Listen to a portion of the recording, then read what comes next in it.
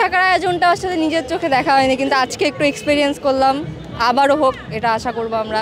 ঐতিহ্য ফিরে আসতেছে, নাগরদোলা, তারপর ঘুড়ি ওড়ানো, এগুলো তো আসলে ঘুড়ি উড়াইলাম আর পারি না, তাও ওড়ানোর চেষ্টা করলাম আর নাগরদোলায় উঠলাম, এই আর কিছু। প্রথমবার উঠলাম আজকে, এক্সপিরিয়েন্স হচ্ছে প্রথমে একটু ভয় লেগেছে, তারপর ভালো। আবার নেক্সট টাইম হলে আবার উঠবো ইনশাল্লাহ। অনেক ভালো, আমরা একটু মেলাটাও ঘুরলাম। নতুন ঢাকায় সাঁকরাইনে তেমন একটা উৎসব থাকে না, তো মাঠে এসে দেখছি অনেকে ঘুড়ি উড়াচ্ছে, তারপরে দেশীয় পণ্য মেলা বসেছে, নাগরদোলার ব্যবস্থা হয়েছে। তো আমার কাছে খুব ভালো লাগছে, একটা ছোটোবেলার অনুভূতি। তারপরে পুরান ঢাকায় আমার না যেই আমি আমার বাসার কাছেই সাঁকরাইন দেখতে পাচ্ছি, এটা আমার কাছে খুব ভালো লাগছে। আমরা ওইটা চড়বো, নাগরদোলায় চড়বো আমরা। লাভ হয় পাইলা আমরা আগেও অনেক আমরা আগে কয়েকবার চড়ছি। আচ্ছা, তাই ভয় পান নাই? না, আমরা ভয় পাই না। স্টেজে গিয়ে নাচলাম, আর কি দুই বোন নাচলাম, বাবা ছবি তুললো, আমরা এখানে হাঁটলাম, ঘুরছি। বরাবরই ভয় পাই, কিন্তু ফ্রেন্ডদের সাথে এটা মেমোরিজ ক্রিয়েট করার জন্য বরাবরই উঠি। মানে যখন নিচে নামে তখন মানে ফিল হয় যে দম আটকে হচ্ছে, এরকম ফিল হয়, পড়ে যাবো, হয়তো পড়ে যাচ্ছি, কাউ কিছু ধরতে হবে। এই জন্য সবসময় কোনো ফ্রেন্ডের সাথে উঠি যাতে তাকে ধরতে পারি। ইয়াংস্টার্স আছে, আমরা কালচার থেকে অনেকটাই সরে আসছি ওয়েস্টার্ন কালচারের ইনফ্লুয়েন্সের কারণে। এইসব জিনিসই আমাদেরকে যেরকম ঘুরে উড়ানো, নাগরদোলা, এইসব কিছু আমাদেরকে কালচার, আমাদের ঐতিহ্যটাকে আরও প্রমোট করতে হেল্প করবে। তো আমার মনে হয় প্রতি বছর এগুলো অর্গানাইজ করলে আমাদের মধ্যেও এটা একটা এক্সাইটমেন্টও ক্রিয়েট করবে, প্লাস কালচারও আমাদের মধ্যে প্রমোট হবে, জেনারেশন টু জেনারেশন ট্রান্সফার হবে, এটা হেল্প করবে আর কি। অনেক ভালো লাগছে, ঘুড়ি ওড়ানোটা আমাদের বাঙালির একটা সংস্কৃতি।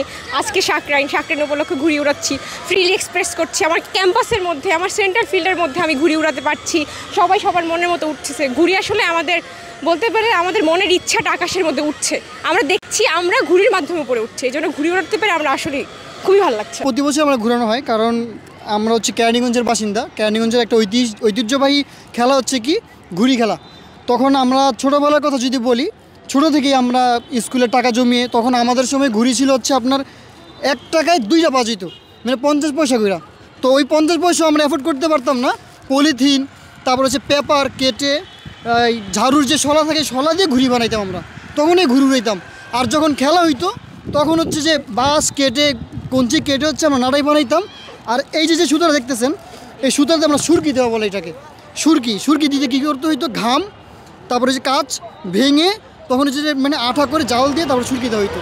তো এই খেলাটা আসলে পুরান ঢাকার একটা সাঁকরাইন খেলা নামে পরিচিত, ঘুড়ি উড়ানো খেলা। কিন্তু আমরা এটা সাঁকরাইন নাম জানার আগে থেকে আমরা এগুলো খেলি, ঘুড়ি খেলা। তো এটা ঢাকার মতো, ঢাকা বিশ্ববিদ্যালয়ে এটার প্রচলন শুরু হয়েছে। তো আমরা এটাতে খুশি। বিভিন্ন জেলার, উপজেলার মানুষ যারা এই সময় জানে না, তারাও চলে আসছে এবং এই যে এই ঐতিহ্য সম্পর্কে জানতে পারছে। সো ভালোই লাগতেছে আমার। তো ঘুড়ি তো আসলে ঢাকা কেরানীগঞ্জের যে মানুষই শুধু ঘুড়ি ওড়ে, বিষয়টা এরকম না। আমরা তো গ্রামে বড় হয়েছি, তো আমরা ওইখানে আসলে যে ভাই যেটা বললো যে পলিথিন দিয়ে বা হচ্ছে পেপার কেটে আমরা ঘুড়ি উড়াইতাম মাঠে, যে খোলা আকাশের মধ্যে। তো ওই স্মৃতিগুলো আসলে এখন স্মৃতিগুলোকে রিকল করার জন্য মূলত এই দেখতে আসছি আর কি, যে আসলে এখন তো আর এগুলো বেশি দেখা যায় না। তো ওনারা একটা ইউনিক জিনিস আয়োজন করছে, ওনাদেরকে অসংখ্য ধন্যবাদ। একটা সময় ঘুড়ি উড়াতে পারতাম না, বেশি ছোট ছিলাম, তো পলিথিনের প্যাকেট দিয়ে, শলার কাঠি দিয়ে ঘুড়ি বানানোর চেষ্টা করতাম। হ্যাঁ, তারপরে একদিন একটা এলাকার, আমার থেকে বয়সে একটু বড় একটা ছেলে ছিল, ওরা ঘুড়ি উড়াতো।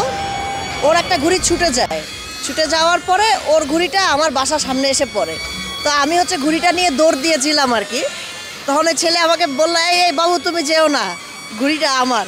আমি চেয়েছিলাম ওর ঘুড়িটা নিয়ে যেতে। তো পরে যখন আর নিতে দিল না, পরে আমার মা দেখলো, দেখার পরে বললো ঠিক আছে তোকে একটা ঘুড়ি কিনে দিচ্ছি। তারপর থেকে ঘুড়ি উড়ানো শুরু আর কি।